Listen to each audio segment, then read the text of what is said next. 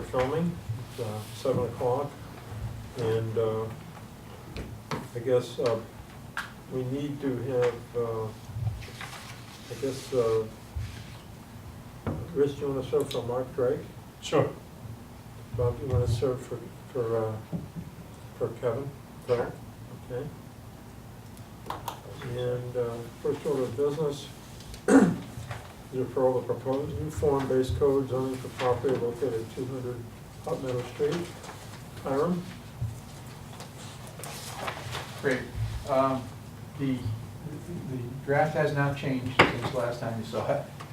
The comments that were made last time were noted. They've all been sent on to the consultant, and they'll be addressed at the public hearing. We didn't want to change the draft at this particular point in time and then have another draft around with another date on it and so on. So there are a couple questions that came up last time. We talked a little bit about the 4 different types of applications, type 1, 2, 3, and 4. And basically the question that came up was how large a structure could be created under this code. And again, I think that in my review of the regulation and my discussions with the consultant, the size of the structure that could be proposed there is not really limited by this regulation. There's no specific set size in the regulation. The key, though, of course, is to make sure that the applications that come in are in keeping with the illustrative plans that have been presented as part of the regulation. So let me give you, for instance, if the zoning commission were to approve this regulation and the illustrative plans that are part of it, either at or shortly after the hearing on the 16th, these would then become essentially the zoning for that property. If someone wanted to change that zone, in other words, change the locations or types of buildings on the property, they would then ask the zoning commission for an amendment to that regulation. So that these illustrative plans that are drawn here show, and I think I sort of roughly talked about it last time, the existing building that's there, that's shown as the special district, the existing Hartford building, 641,000 square feet. So clearly, none of the other buildings proposed on the site, either the north site or the south site, would be anywhere near that size, no question about that. The other buildings, I think I scaled out, and they probably are somewhere in the 30 to 50,000 square foot range, around in that area, small market, something like that. So that's basically it. So, just give me a word to describe what these are. So the regulation itself calls them guides. Yes, they are. So they're, But the thing about that, they're just like, this is kind of what we'd like, but there's no, they're stronger than the plan of conservation and development, and they are probably just as strong probably as a zoning regulation. Because in the form-based world, what we're really talking about is the form is what's really critical here. What we really want to know is, what are we going to get? We really don't care, for example, if it's a grocery store, or if it's a specialty market, or if it's some other type of store. But what we really want to know is, how is it going to be located on the property? How is it going to relate to the streets? Typically, what the size is going to be. And that's what these plans typically show. The northern parcel is set aside as some small neighborhood commercial and some residential in one of the plans. The other one, the southern portion of the site, is the one that's set aside primarily as the commercial end of this particular property under this plan, under A. So again, that's what it is. They're stronger than the plan of conservation and development recommendations. They really essentially have the form, perhaps the force of the zoning regulation, because that's exactly what it is. well, that's reform-based stuff. It does, exactly. So it's supposed to, So I'm saying, nobody could fear wholesale changes to this unless the zoning commission went along with it. unless they came back in for a change in the zone. And then frankly, any property in town, anywhere, Same thing. same thing, absolutely. So that's what it is. You mentioned 30 to 50,000 square feet would be the maximum. Around, I mean, that's how these scale out for, I couldn't tell you that it's gonna be 31,000 versus 59 or 54, you know. For example, the Big Y market in the north end that was approved is 54,300. That's the size of that was proposed and approved. So it's about that size, small market, something like that. So that's basically what it is. The rest of the code, as I said, remains unchanged. The idea is to try to promote, to the extent possible, mixed uses on the property, to try to promote what's called a live, work, play situation, so that if somebody wanted to propose using the southern portion of the property for a working environment, office environment, there would be an opportunity to construct housing on the northern portion of the property. People could theoretically live on the northern portion, walk across a pedestrian bridge, or go simply to the southern portion of the property and work there as well. The idea there, the ideal would be, of course, is to prepare a site that would allow people to live and work and play in the same general area. So that's the whole idea of the whole thing. There were, if you recall back to the charrette that we did, I can't believe it was last September already, but it was. We talked about several different options and alternatives. It could be possibly a university. It could be an educational component. We talked about that as a possibility. We talked about the possibility of some sort of health, sort of wellness, complete wellness, that could be all the way from young children to elderly folks. It could be a healthcare facility of some sort. So there are a lot of different things that could happen, but using these plans as guidelines, essentially guidelines, and showing how the streets are created there and how the buildings relate to the street is really the essence of what the code's all about now. We don't know, frankly, who's going to come through the door the day after it's adopted. We don't know. I can tell you that I'm getting calls from people saying, when will the code be adopted? So to that extent, I'm encouraged. Whether that comes true now or a month from now or 6 months or a year from now, I don't know. I really don't know. And the Hartford would do south end by itself, north end by itself, whatever came in first? They could theoretically do that. They have not, and we had a meeting of the Hartford Land Use Study Committee the other night, and the realtor from CBRE was there and said that he's not been given permission to sell off the northern portion separated from the southern portion. So at this point in time, his instructions are to market the whole parcel as one. And I suspect that that would be their preferred course of action, rather than to sell one piece and then have another piece and have it. There's no question that a building that size that was constructed in the 80s is got some issues, because it's energy, perhaps a little bit more energy inefficient than people would like today, perhaps a lot more energy inefficient. So whether that building will continue to stay there or not, we really don't know at this point, frankly.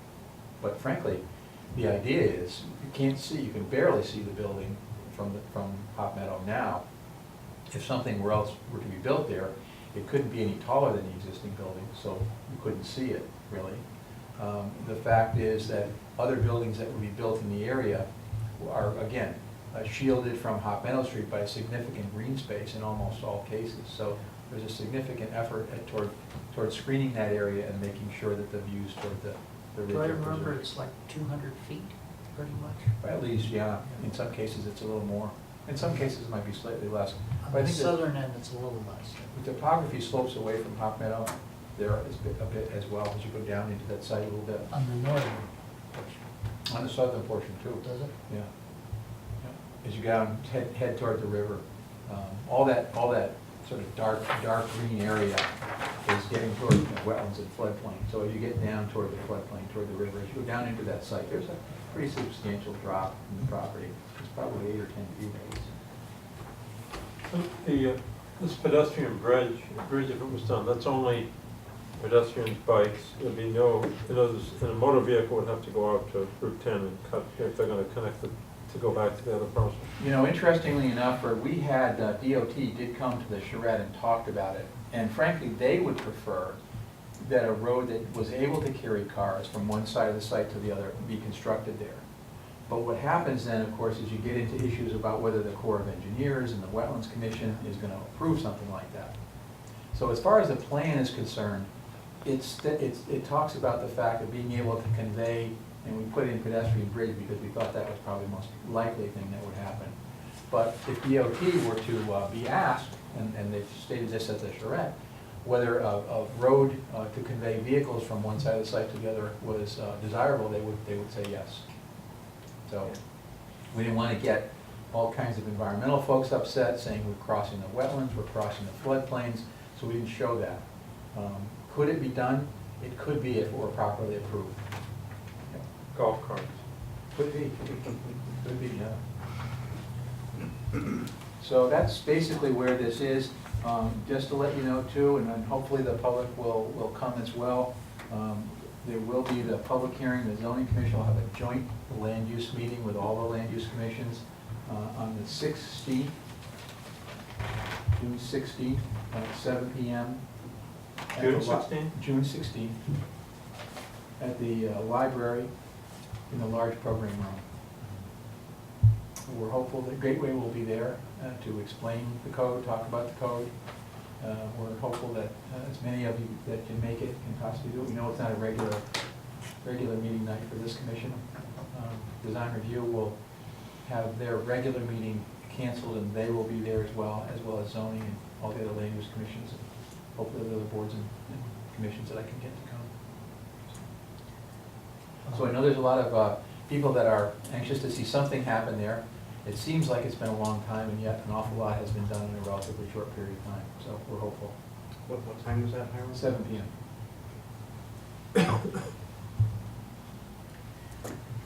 Well,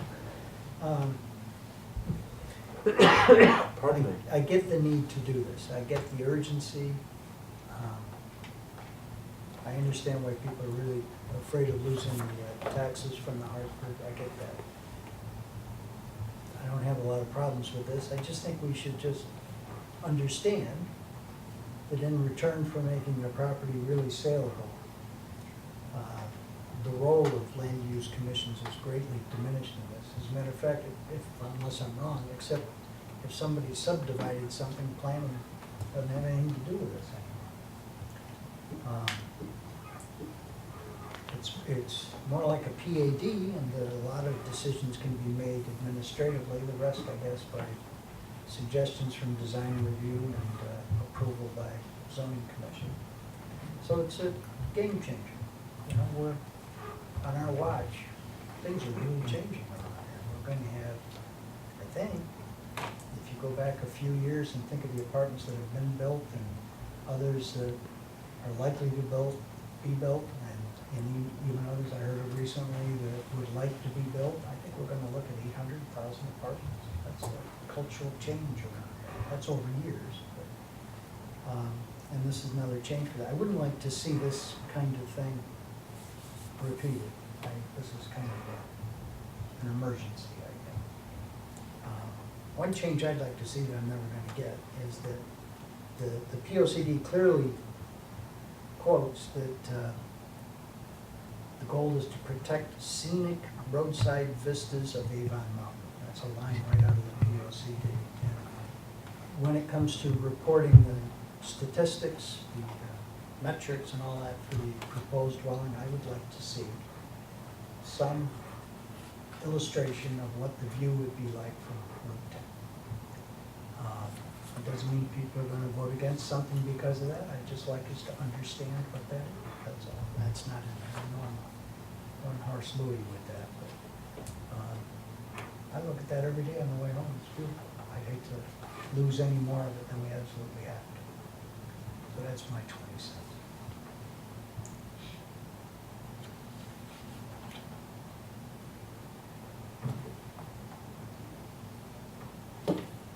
Nobody Any other else has comments? 20 cents?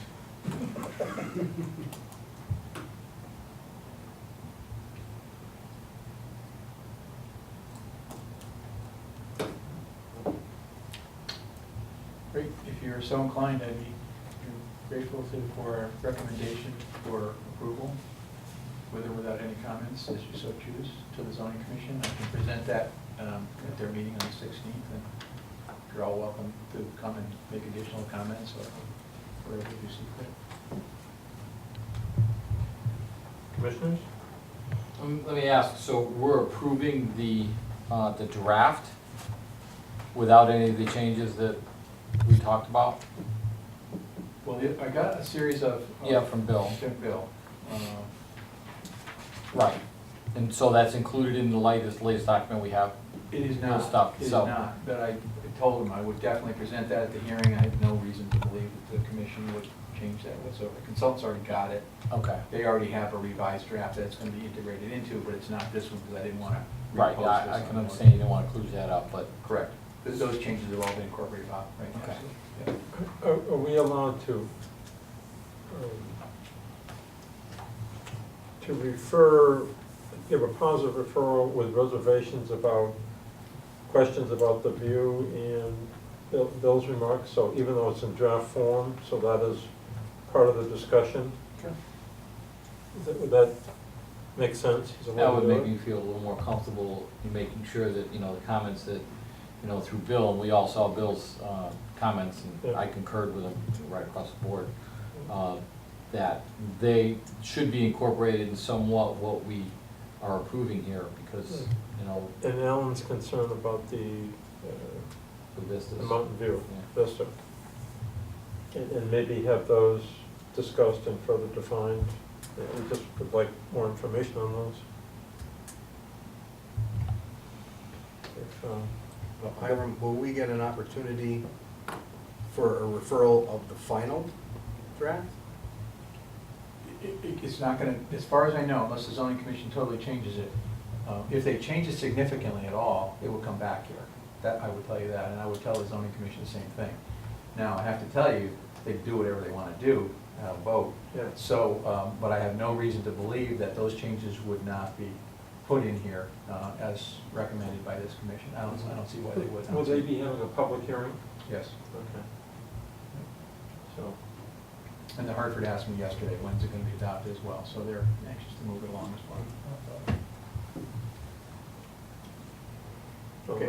I mean, I'm comfortable, I think looking for a motion to get a positive referral with the reservations we discussed, and as long as they receive that information, I think that's what our trust is. So those would be with comments as received at the last meeting, comments of Commissioner Rice's. Yes, and And Alan's comment Alan's with comments regard about the to vista. reference to the POCD and the view to the ridge from Hot Meadow. would anyone like to make a motion to that effect? So moved.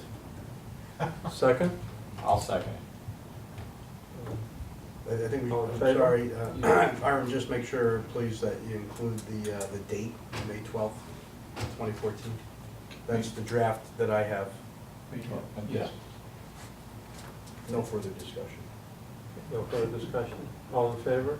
Aye. Opposed? Okay, carries. Thank you. Great, thank you. Okay, the Simsbury Zoning Commission proposed revision of accessory housing regulations as amended. We're looking at the June 23rd, Article 4, Section B, Article 7, Section C.9. June 23rd? June 23rd version. June Third, third. I'm Third sorry, version. I'm sorry. Okay, no, I just want to Way make sure I ahead- wasn't way missing. ahead of myself. Okay, June 3rd version Yeah. To the February 24th one that we got. has been updated. Okay. Jake, anyone? I just printed out the February 24th, I'll refer to that. At the last meeting, there were a couple of comments with regard to the definitions that were a bit confusing in terms of what an accessory apartment really was. So what I did at the top of this was propose also, in order to not substantially change the intent or the letter of this regulation, but to clarify that confusion. Number one, to delete the language for accessory apartment, and that's the language found on page 12 of 162. That language says to delete an accessory apartment is a dwelling unit accessory to and contained within a single-family dwelling that provides complete housekeeping facilities. And then it says see also dwelling unit accessory. So the second deletion I proposed was dwelling unit accessory, page 21 of 162.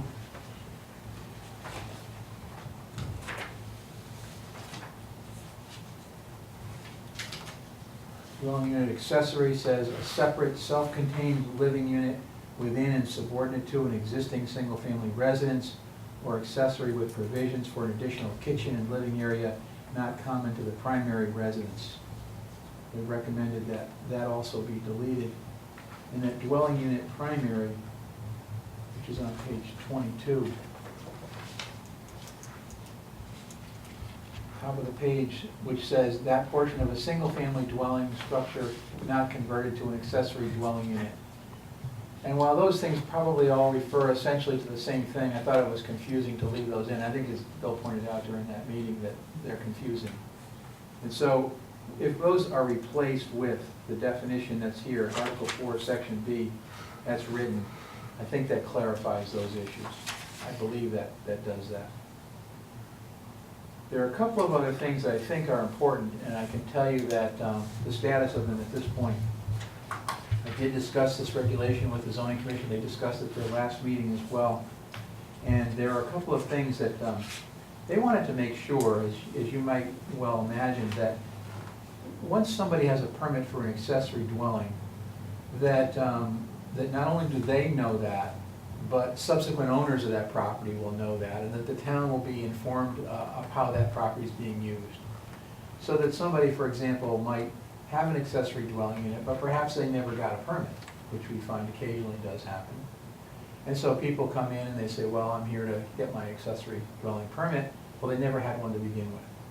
And so what we tried to do was clarify that when the property changes hands, that the town is notified within 30 days of that, so that the town can then say, okay, that actually meets the regulations, it meets the requirements that we have, where it doesn't. The requirements typically, in addition to these regulations that you see here in front of you, would also obviously need to meet the building code for proper egress, safety, egress, health, safety, and welfare issues. The zoning commission, and the point of that, and I'll tell you right here, continuation of accessory dwelling unit under section 9 on page 2.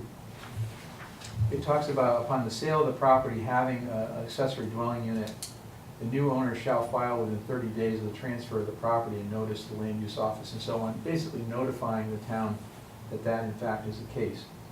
Principal owner shall also file the land use office an affidavit in regard to such use in continued compliance with all sections of the regulations within 30 days of the transfer of the property. The zoning commission, some people thought that was a good idea. Other people said, wait a minute here, isn't that a little much? So what I suggested is that we ask the town attorney whether that's legal or not and whether we can do it. So I'm waiting for his response right now. How would a new homeowner know to do this? Well, typically what happens is when people buy the property, they're gonna have due diligence, somebody's gonna research it. Very often, in fact, most times, an appraiser will come into our office and say, I wanna see all the permits for this property. So they go through the file.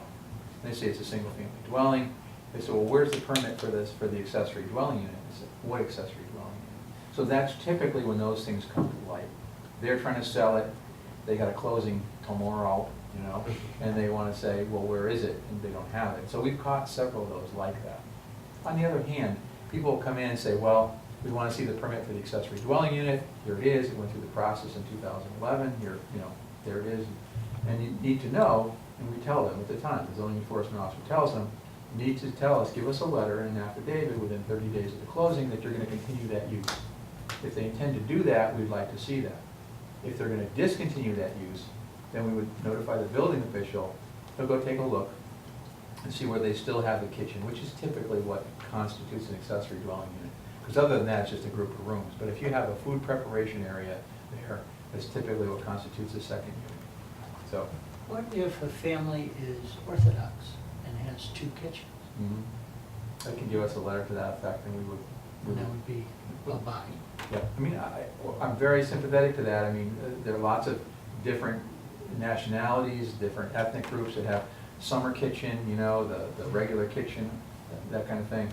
If it's functions, as a single-family home, and I don't know the details of what you just pointed out, Alan, but for example, if somebody has a group of rooms in one part of the house and it functions as a separate unit and there's a closed door and it's able to be locked, that's a separate unit. Typically, that would not be the case in a single-family home, whether it's an Orthodox kitchen or an Italian summer kitchen or whatever. You usually can, you know, as long as you don't sit on the plastic seat covers, you're about to go in there and so on. A lot of my friends had summer kitchens like that, no question. So I think it depends on, if people came in and they were straight with us, we have no problem with that. And we don't go looking for these things either. So if somebody comes in and says, well, you know, my neighbor's got, you know, 6 people living there, well, that's usually when those things come to light. Something happens, the neighborhood is upset about it one way or the other, that's how they come to light, so. So it's something that could be included in the deed? You know, I don't know, because I guess you'd have to redo the deed. It's filed in the land records, and that's about as close as I think we're gonna get. I can ask the town attorney if that would be proper. My sense is that probably filing it on the land records as a special exception, which is what is granted, would constitute essentially the same. And if the attorney, hopefully it's an attorney doing the search prior to a transfer, would discover that and sees a reference to a special permit, they would pick that up and note it as well. So if somebody moved into the house and had no intent to have their mother-in-law live there, do they have to remove the kitchen, or can they just say, we're not going to use it that way? And then if they want to sell it again, reactivate that? If they're gonna use it as a separate unit, we'd like to see that. Whether it's mother-in-law, non-mother-in-law, son home from college or whatever, unemployed daughter, whatever it happens to be, we would like to see the paperwork to make sure that we're correct. You know, you may remember a few years ago, remember when there was a tennis star on Long Island? Was it, I don't know, it wasn't Lendl, but it was this, and it was living in like a pool house in the summertime, and the pool house burned down. It was a serious fire, someone was killed there, and there were no permits for that accessory apartment. We want to make sure that these things are safe, so that the building officials had a chance to take a look at them. They're properly located, the access and egress is safe. We want to make sure that they're safe. That's the biggest thing. I mean, frankly, a zoning violation is a zoning violation, but that's not, somebody's not going to die because of that. So we want to take proper measures to get it corrected and clarified, but we want to make sure that something that's unsafe is corrected very, very quickly. So that's the basic reason there, to try to do this as quickly as possible. I mean, the house is for sale and someone loves the site, they love the house, they don't have a need for the accessory dwelling, but, so, if they don't want to do anything, and can they apply for accessory, what's the penalty for just saying, yeah, I want to continue, is it, even though they don't use it as that, no mother-in-law moves in? So there's nothing No problem. financially, no problem at all? No. They could file the affidavit saying, here's the affidavit, we may or may not use it, Yeah, it's up to you. So it's a Okay. piece of paper, basically. yeah, so it doesn't, okay, thank you. So that's it. I think we've addressed the other issues that came up at that time. That's the remaining question that I have in front of the town attorney. Hopefully that'll be answered by the 16th as well. That'll be the other item that's on the agenda that evening. Whether the commission chooses to spend a lot of time, because this is their initiative, an internal initiative, not by an applicant, they can postpone acting on this if they want, if we don't have an answer from the town attorney. But I believe we'll have answers at that time, so we'll get an answer for that. So I think we've addressed everything else and tried to I'm make this- satisfied with the concerns I had, the way it's been rectified. That's great. Yep, thank you. So we'll wait for the town attorney's opinion? You can, the zoning commission will be looking for a recommendation on this as well. You know, if you wanted to make a recommendation for approval and just say Subject simply to. subject to the clarification by the town attorney of section E9, that would be fine. Someone like to make a motion, or Bill's already made a motion tonight, would someone else like to get into this? So moved. How about a I'll second? I'll second that. Okay, thank you. Discussion? Any comments? Okay, all in favor? Aye. Opposed? I'm assuming that was with the. Subject with to. the Subject to. Subject to. Right. Definitely. Because Rich Rich, and Ron. And that's the draft date, June 3rd. Correct. Yeah, June 3rd. Good. Okay. Updates. Boy, I don't know if I have my code. The Economic Development Task Force next meeting will be June 17th, if I recall correctly. What they've done, I think it's the 17th, right? Yeah, and I don't know if anything's changed since, I haven't been to anything, but No, there hasn't been anything at the other meeting since then. There have been no changes since the last time we talked. yes, the 17th. Yeah. Again, those meetings are all open to the public. The group is, will probably meet as a group right here and then break up into the three process, projects, and marketing different groups and continue their discussions on those various areas.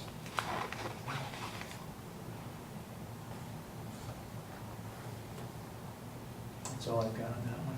The other things that the Economic Development Commission will be meeting on Thursday, this Thursday as well. And I think one of the things that's on their agenda is that a representative from Griffin Land will be coming in talking about Griffin Land's land holdings and in general what they may or may not consider in the future. I have no knowledge about what they're gonna say or what they're gonna present, but they've asked to come to EDC and just talk to them in general about land that they have in town and what they might do with it in the future. So that, you can tune in or watch SCTV for that discussion, kind of discussion. What happened with, EDC was interested in one of the recommendations from the market study about recreational properties, you know what I'm talking about? Yeah, they're talking about the master plan for the Baker property. Right. And that's, as my understanding is, that that's beginning to take shape. The EDC, a couple of years ago, did a kind of a schematic master plan of what that whole area might look like. And one of the things that they took a look at was that sort of pathway around, down by the river, and then back up toward the Simsbury property, and then back to Iron Horse. And ultimately, we figured out that if that were created and properly constructed, we could have like 5K runs down there without ever going out on a public road. Isn't that where the run went a month ago? No, because a lot of it's wetland right now, so I don't think they did use it yet. But They went probably up used- Helen's Way. Yeah, Yeah, they probably from the used. boathouse. And did they didn't go through the wetlands, so I'm sure they did. It was a little soggy. Well, the If you- idea- If you take that path from the boathouse Yeah. and go through the open field and connect with Helen's Way, Yeah. that's the way they went. Okay, that's the drier portion of that. Yeah. As you go to the northern portion of it, Oh, toward the further up. Simscroft piece, it starts to get really soggy. Yeah. And so something would have to happen to probably put some culverts in there to allow the waters to pass through there, but to put a pathway across that at some point in time, and that hasn't been designed or engineered yet, so. But they're working on trying to get that moving forward, so. And there's nothing we can do on the river. we We've can- always wanted a boathouse on the river. Well, I don't know Place if to that's. rent canoes. Yeah, I don't know that that's Always wanted- impossible. I think that that's, a lot of things, you know, the Economic Development Task Force is talking about those kinds of things as well, and moving some of that kind of thing forward. So I don't see why that's not doable. I think Across that's, from Abigail's. Nice spot, well, place to park. I don't know who owns that, the state, I mean, where the Pinchot Sycamore is. the other side. Okay, well, there was a plan a while ago to do that. Sawitsky had a plan. There's some, Really? there was some flooding that takes, all it takes is money and time. It's got plenty of both. So there was a plan for that. There was some issues with the walkway underneath the bridge Right. and then heading toward the sycamore tree. Right. And those didn't get worked out. Whether that's still possible or not, I don't know, that's another question. But Good idea. nothing's a dead issue, you know, it's always, things continue to come back to life, you know, one thing at a time. And get rid of the cement and put nice wooden barriers instead of those ugly cement things on the bridge. Oh, And then light the bridge. We're trying to get the veterans pumped up to, now that it has a corridor name, we need to light that dude. That's a discussion I suspect it probably took place a while before I got here, and may take place again and again, I don't know. Ferg wants to paint it red. I did, One the time. one, Bordeaux. Yeah, I remember that. Years, boy, you got a good memory. That was back in '06. Really? But we have, it's so beautiful and it's lit up, it's beautiful rectified, so I'm hoping that the veterans will carry the torch too. Anyway, any other communications? The other thing to tell you is that I'm still working through the, you may remember we had a village district workshop on the Weetag area. I'm working through that right now. Hopefully by the end of the summer, I'll get that finished up and get that to you so you can take a look at that as well. So some of the property owners in that area are very interested in that, moving that forward as well. And I'd like to get it finished up as soon as I can. As soon as I get through the Hartford thing, I think we'll be a little bit more time than we've had. No sign of cooperation amongst property owners in the town center to try and get the charrette going For new development? The things we talked about along Iron Horse. the Yeah, well, there Rose are a number of things that are going on now. There's an application to the Wetlands Commission now with regard to the Simsbury property. So the Wetlands Commission needs to determine where the floodplain line is on the property to make sure that things are developed properly in accordance with all the floodplain regulations. There are a couple other discussions that are going on with regard to the former Webster Bank building on the south end. I think, didn't you folks see sort of a schematic or informal presentation on that at some point, or not yet? Yeah, I've seen it. Okay, so I think that there's a couple of different plans that are floating around now. Nothing has been put in any kind of final form, but informal discussion will probably be held on that again sometime in the next month or two as well. The idea, basic idea there is at least a portion of that property will have probably residential units around the rear of the building. They want to preserve the building, they want to preserve the front lawn, it's a very nice look. Whether the building itself will have any commercial activity in it, or whether it'll be used also for residential purposes, I don't know yet. They're working with sharpening their pencils and see if they can make it work. So that's going on as well at the same time. A couple other pieces are being talked about informally, but I don't have anything else formal on that. I did go to an interesting thing 3 or 4 weeks ago. It was called Speed Dating with Developers. And it was kind of interesting in that what they did was they probably had 40 or 50 towns there, and they probably had equally as many developers from all parts of the Northeast. And you got 90 seconds to talk with somebody at your table. And so the developers all circulated and said, here's the map of the center of Simsbury, here's a copy of what we'd like to see and happen in town, here's a copy of the form-based code. And so a couple people, I think I got to talk to 10 in the time that we had allowed. And 3 or 4 of them called back and said, we'd like to come and talk with you about the center, what's going on. A lot of these folks develop housing. I was very clear about the fact that what we really would like to see in the center is mixed use. Some of them are excited about that.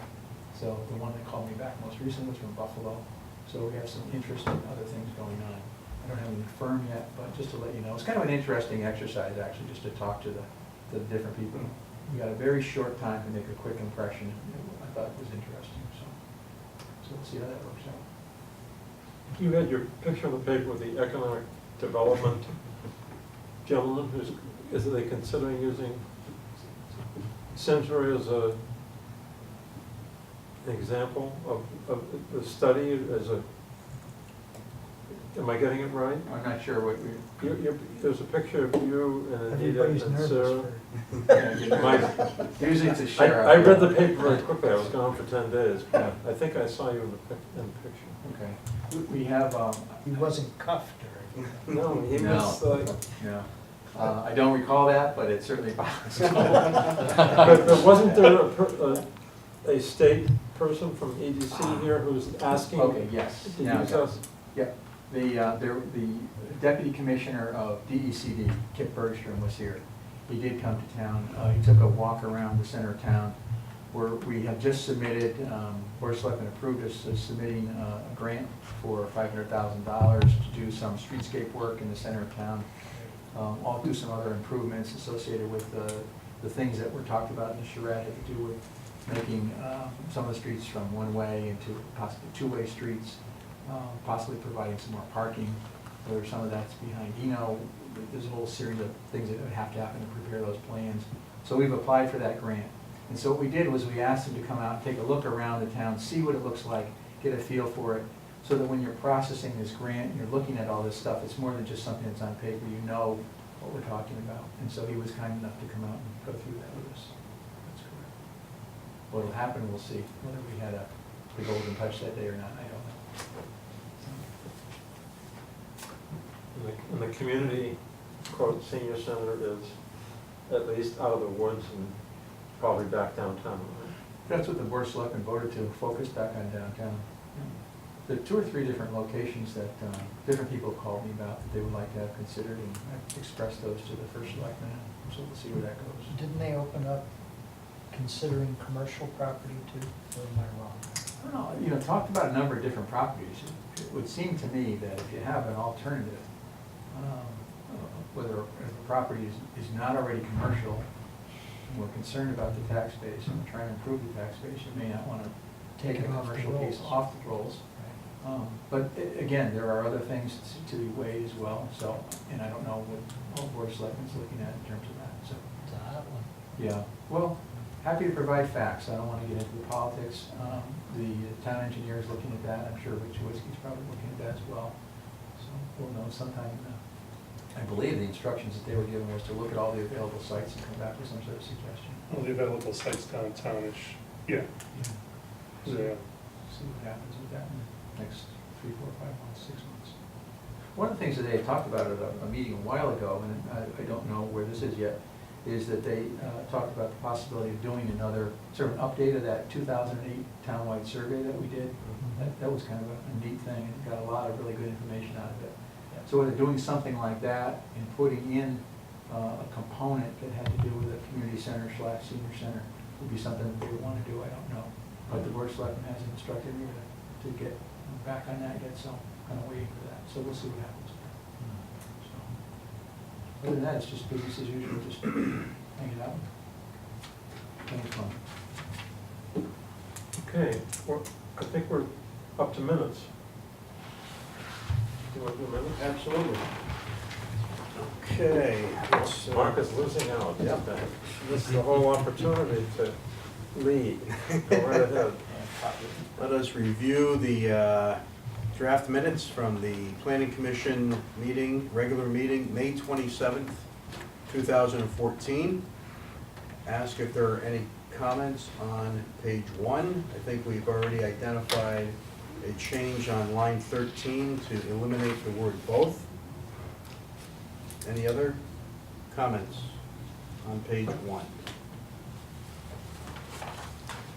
On page 2.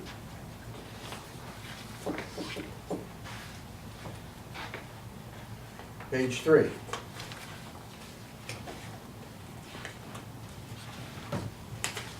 Page 4.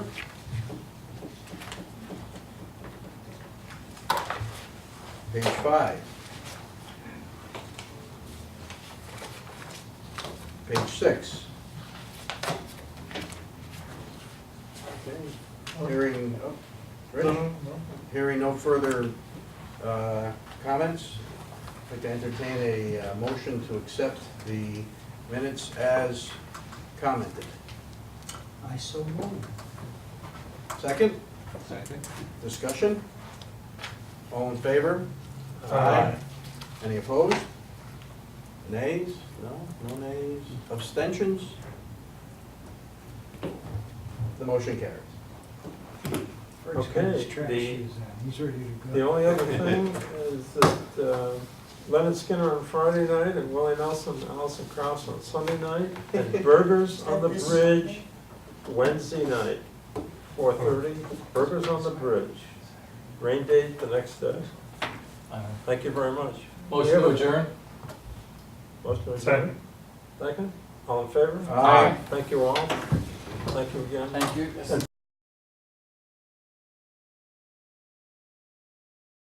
Funding for Simsbury Community Television is provided in part by contributions from viewers like you. Thank you.